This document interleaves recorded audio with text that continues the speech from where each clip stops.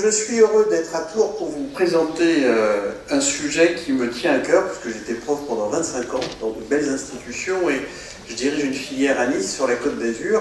Et la Côte d'Azur, c'est une région touristique qui aime dire que c'est la deuxième région métropolitaine après l'Île-de-France et qui aime rappeler que dans le fond, c'est une région touristique qui attire plein de gens. On a vu ce matin le président du CRT PACA. On sait que 2023 sera une année exceptionnelle, mais avec un gros hiatus dans cette dynamique économique, c'est que c'est une année exceptionnelle, mais avec des salariés qui disparaissent à vitesse grand V. Donc, avec un certain nombre d'amis, dont certains sont dans la salle, on s'est posé une question toute simple, mais vous allez tout à fait la comprendre, en partant du principe de Lavoisier. Vous savez que tout se transforme et rien ne se perd. Donc, on s'est dit qu'on est d'abord dans une actualité, dans une économie, dans une société de transformation. On est parti de 3 constats, et c'est un peu le titre de mon intervention, Vive le parcours collaborateur, et c'est une réflexion que nous avons menée à plusieurs. Premier constat, d'abord, on revendique ça, le tourisme se transforme. Je n'ai jamais entendu autant de transformations que depuis le Covid. Il y a eu des chartes qui accompagnent la transformation, il y a un plan Destination France qui appelle à la transformation du secteur, il y a une publication de l'ADEME qui parle de la transformation. Bref, on dit que le tourisme se transforme. C'est formidable. Deuxième petite réflexion, on dit aussi que les organisations se transforment. Donc on parle de management, on parle de leadership, on parle de raison d'être. Bref, on voit que les organisations sont prêtes à se transformer. Donc là, on va plutôt s'intéresser à la tête des organisations. Troisième transformation, on voit que les RH se transforment aussi. Donc on a plein de bouquins, plein d'articles, j'en connais un certain nombre d'ailleurs sur le sujet, et puis on parle du conflit des générations. Donc la génération Z serait totalement différente de celles qui les ont précédées, les X, les Y, et puis on voit aussi qu'on commence à faire travailler des retraités parce qu'on manque de main-d'œuvre. Donc ça, c'est 3 constats. Et puis un 4e sujet qui nous a beaucoup intéressés, c'est une sorte de paradoxe dans le secteur du tourisme qui se transforme. C'est que quand on parle d'humain, alors on a souvent le mot à la bouche, il faut mettre l'humain au centre du sujet. On parle beaucoup de clients, mais presque jamais de salariés. Donc ça veut dire que l'humain, on a quasiment opposé de façon traditionnelle, d'un côté les clients et de l'autre les salariés. Et on a semblé découvrir ce sujet grâce au Covid. Moi, je peux vous dire que j'étais prof pendant 25 ans, et je peux vous dire que l'attractivité des cursus de formation en tourisme, en 25 ans, on les a vus décliner bien avant le Covid. Donc ça veut dire qu'on s'est posé plein de questions, et on s'est posé plein de questions dans un cadre tout à fait intéressant. C'est celui des francophonies de l'innovation touristique, qui est une jolie association qui a été créée avec des experts français, mais pas que, canadiens, suisses, belges, et on s'est rendu compte, mais on le savait, que les questions que nous nous posions en France sont partagées par l'ensemble des experts qui sont venus travailler à Nice, sur mon beau campus, au mois d'octobre dernier. Laurence Gauthier en faisait partie. Vous reconnaissez peut-être sur la photographie quelques experts qui sont connus dans le monde des OGD, Jean-Luc Boulin, dont vous avez sans doute déjà entendu parler, j'imagine, et d'autres, et puis Marc Richet, qui est dans la salle aussi, directeur du CRT Centre Val-de-Loire, qui nous a fait l'amitié d'être là. Et on s'est posé collectivement pendant une semaine une question: comment faire en sorte pour redonner un semblant d'attractivité et surtout redonner envie à des gens de franchir les portes des entreprises du tourisme. Alors on a beaucoup réfléchi ensemble et on est arrivé à une conclusion. Dans le fond, c'est que si on parle beaucoup d'expérience client, ça nous semblerait sans doute pas incongru de parler d'expérience collaborateur. Donc on a un peu imaginé ce que pourrait être l'expérience collaborateur à l'échelle des entreprises. Cette expérience collaborateur, elle repose sur, dans le fond, 3 socles, 3 piliers que je vais essayer de détailler rapidement, puisqu'il me reste à peine 5 minutes. Le temps passe vite. Premier pilier, si on se remet sur la notion des transformations, le premier pilier, c'est la question de la raison d'être et de l'identité des entreprises. On s'est rendu compte que finalement, si les entreprises sont plus attractives, c'est qu'elles ne font plus rêver. Et beaucoup d'entreprises du monde du tourisme, ça peut être les OGD, mais on a surtout parlé notamment des entreprises qui sont en pleine crise, notamment du secteur de l'hospitalité, les hôtels, les restaurants et beaucoup d'autres.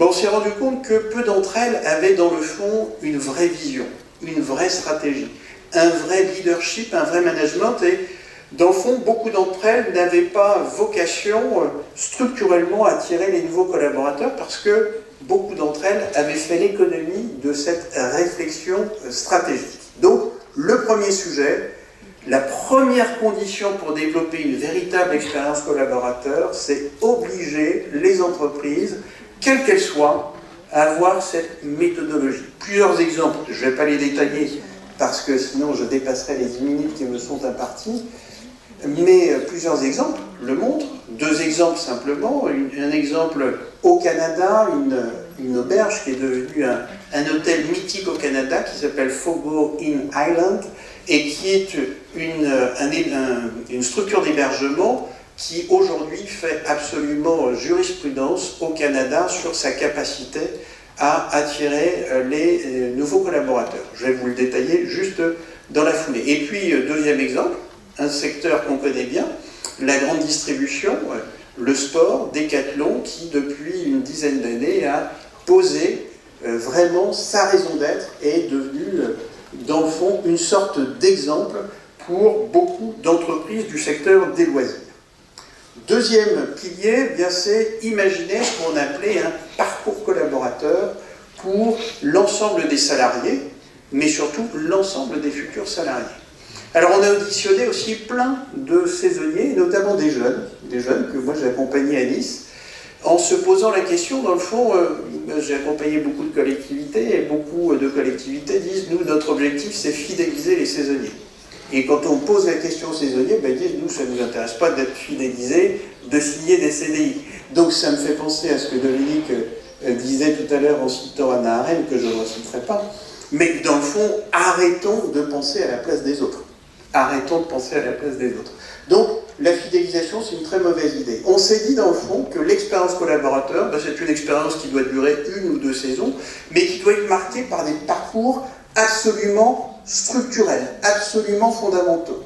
Et dans ce parcours, vous avez différentes étapes que je ne vais pas détailler très explicitement, sinon vous allez me gronder, mais il y a, par exemple, je vais vous donner 2-3 exemples. Le premier exemple, la transformation, vous avez bien compris qu'il faut que les entreprises se remettent en cause. Et si beaucoup d'entreprises ne sont pas attractives, c'est parce qu'elles ne souhaitent pas l'être. Donc ça veut dire que là, il y a une vraie réflexion et des vrais éléments stratégiques à développer. La deuxième étape, c'est notamment l'inspiration. Et on s'est dit, peu d'entreprises arrivent à inspirer la confiance, à inspirer l'envie. Et on s'est dit, dans le fond, pourquoi les candidats déposent des CV et pourquoi les entreprises ne le feraient-elles pas?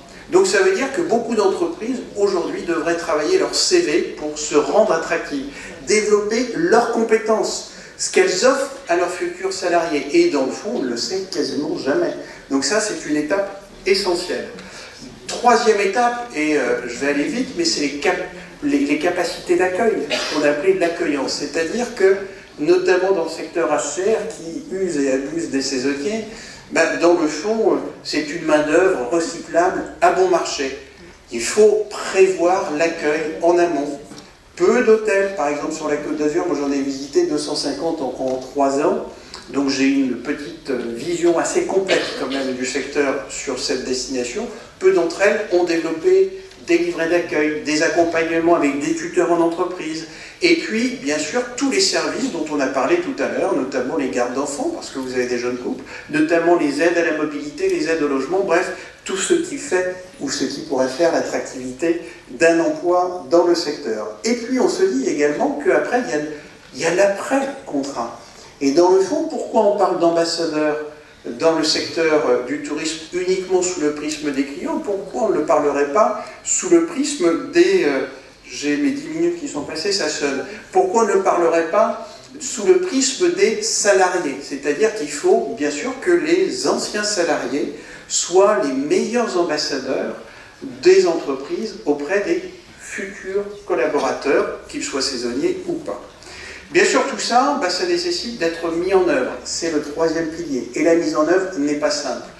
Alors, vous avez un exemple, j'en cite un, vous en avez d'autres, bien entendu, mais un exemple qui est absolument passionnant, qui est celui d'un hôtel dans le Var, qui est un hôtel 5 étoiles, donc un peu particulier, qui s'appelle Lily of the Valley. On a auditionné le directeur général, qui a tout à fait conscience à l'esprit, depuis la création de cet hôtel, que, dans le fond, on va aller chercher des talents. On ne va pas aller chercher des diplômes. On va aller chercher des gens qui veulent accompagner les visiteurs. Et par exemple, lui aime bien des gens qui sont passionnés. Alors, si quelqu'un est passionné par la planche à voile ou le surf, il va se dire que c'est une compétence qu'on va pouvoir valoriser auprès de futurs clients. Bref, je pourrais vous en raconter, mais il faut que j'aille un tout petit peu plus vite. Enfin, dernier point, bien entendu, et bien tout ça, ça illustre ce qu'on appelle la personnalisation collaborateur. Donc ça veut dire que on dit il faut visiter un lieu comme un local. Dans le fond, ça appelle aussi cette idée-là que quand on veut être attractif pour de futurs salariés, on va leur dire vous allez travailler comme un local, ça veut dire qu'on s'engage à vous accompagner, à vous donner des valeurs, et puis bien sûr à vous rendre heureux dans une destination, parce que c'est ça aussi l'objectif des entreprises. Bref, on a pas mal écrit sur le sujet, on est aujourd'hui en stade de développement de la notion de collaborateur. Alors en conclusion, vive le parcours collaborateur, vive l'expérience collaborateur, et puis bien sûr expérimentez cette notion du parcours collaborateur si ça vous intéresse. Les francophonies de l'innovation touristique sont à votre disposition pour développer cette méthodologie sur vos territoires, puisque nous sommes convaincus, et ce sera le mot de conclusion, que les OGD aujourd'hui ont un rôle central à jouer dans le déploiement de cette expérience collaborateur.